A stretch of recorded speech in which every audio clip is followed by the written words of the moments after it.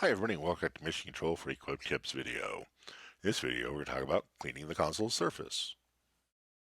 Your Avolites console may become dirty from use and general wear.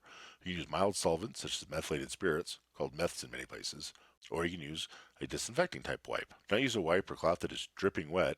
This may cause liquid to get inside your console and damage the boards, requiring repair or replacement. Lightly scrub across the console and buttons to remove dust and dirt that may have accumulated. Screens should be cleaned with a microfiber screen/lens cleaner type cloth. So let's take a look at this. Here I have a quartz console that's pretty dirty right now. Let's see if we can zoom in on the buttons here. You see that it's pretty dirty. So what you do is take a disinfecting type wipe. Make sure it's not dripping wet. And then just use it to clean across the console.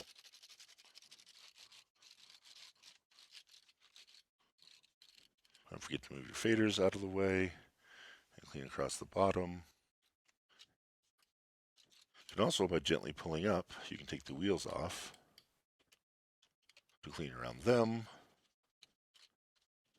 And then just simply gently push them back on.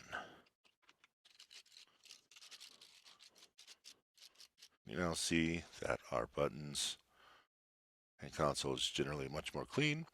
For our screen, we'll just use a microfiber cloth and clean across it,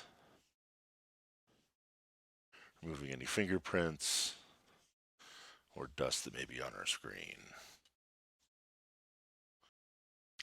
So that has been cleaning the surface of your Avolites console. I hope you learned something. Join us on Facebook at Avolites US. Join us here next time. Please subscribe. Thanks. Bye.